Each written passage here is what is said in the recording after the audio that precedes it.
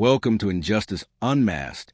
Today, we confront a harsh truth: how mass incarceration thrives within some of the world's richest and most powerful democracies. Countries that pride themselves on freedom and human rights are operating justice systems that punish poverty, perpetuate racism, and profit from imprisonment. From the United States to the United Kingdom to Australia, this is a story of racial control, generational trauma, and institutional failure. Mass incarceration isn't just a symptom, it is the design. In the United States, the 13th Amendment abolished slavery, except as punishment for a crime. That clause created the legal foundation for what will become a system of racialized imprisonment. After emancipation, laws were introduced to criminalize newly freed Black Americans. Petty offenses like vagrancy or loitering resulted in arrest and forced labor. That wasn't the end, it was just the beginning. Jim Crow laws replaced slavery with segregation. And when those laws began to fall, a new system was already waiting: mass incarceration. In the 1970s, the U.S. prison population stood at around 300,000. By the 2000s, it had exploded to over 2 million. In the United Kingdom, the roots are different, but the outcomes are similar. The British Empire built systems of control. After colonialism, those mechanisms of policing and punishment did not disappear. They were internalized. The UK criminal justice system disproportionately impacts people of African, Caribbean, and South Asian descent. Black people are 9 times more likely to be stopped and searched by police.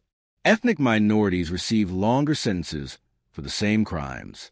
In Australia, Indigenous people are just 3% of the national population, but make up more than 30% of the prison population. In some areas, that number rises to 90%.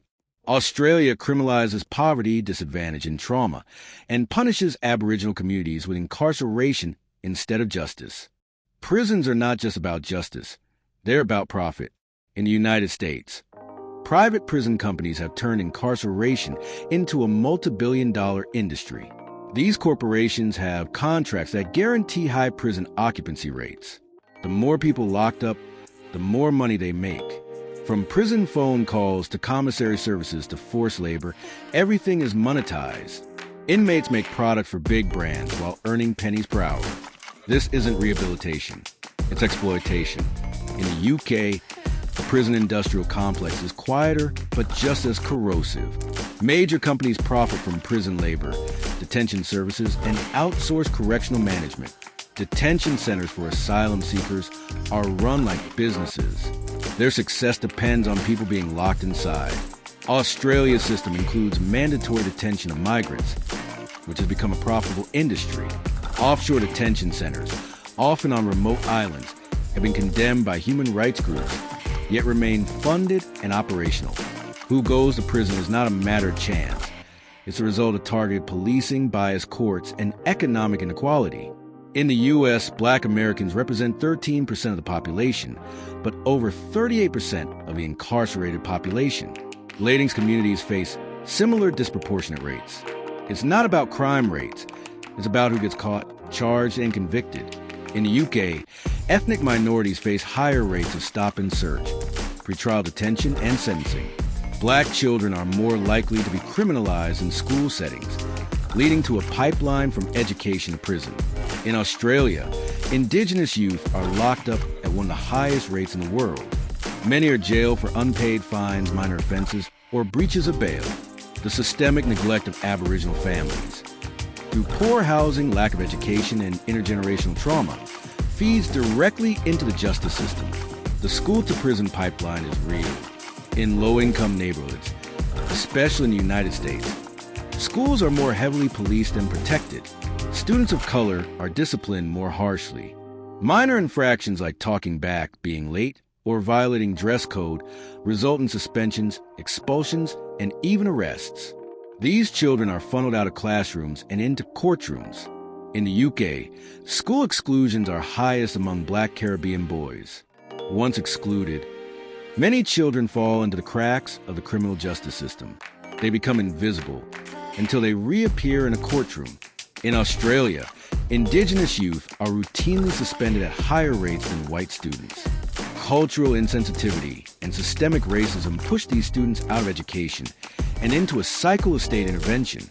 Poverty, homelessness, and mental illness are not treated with care, they're punished. People who need support are given sentences. In the U.S., the mentally ill are more likely to end up in prison than in a hospital. Jails have become the default mental health institution. Inmates suffer from depression, PTSD, schizophrenia, with little or no treatment. In the UK, cuts to mental health services and austerity policies have pushed more people into crisis and into conflict with the law. Homeless people are arrested for loitering. People with untreated mental health conditions are criminalized for behavior they can't control. In Australia, Indigenous people suffering from addiction or trauma are sent to jail instead of receiving cultural and medical support.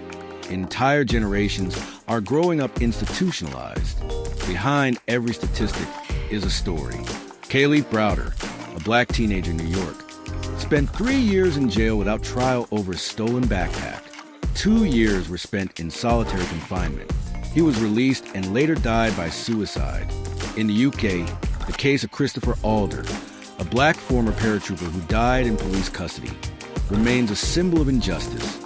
He was handcuffed unconscious and left to die while officers laughed nearby. In Australia, Ms. DHU, an Indigenous woman, died in custody after being arrested over unpaid fines. She was denied medical treatment and accused of faking her pain. These aren't isolated incidents. They're the result of a system that sees certain people as disposable. Change is possible. Across these countries, movements are rising. In the United States, calls to abolish prisons and invest in communities are growing.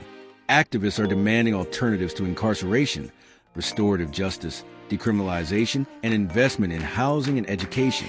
In the UK, campaigners are fighting for an end to stop and search, the repeal of discriminatory laws, and reinvestment into youth services. Grassroots movements are demanding that the government stop building new prisons and start supporting people. In Australia, Indigenous-led organizations are advocating for self-determination, community justice, and truth-telling about colonization and its ongoing impacts. The systems we live under were built to protect some and punish others. The truth is uncomfortable, but necessary. Mass incarceration in the United States, United Kingdom, and Australia is not a flaw in the system. It is the system. It punishes poverty, criminalizes race, and monetizes human suffering. It's time to dismantle these systems. It's time to reinvest in humanity, to choose compassion over cages, and to finally unmask the injustice that's been hiding in plain sight. This is Injustice Unmasked. If this message matters to you, share it, speak it, and don't look away.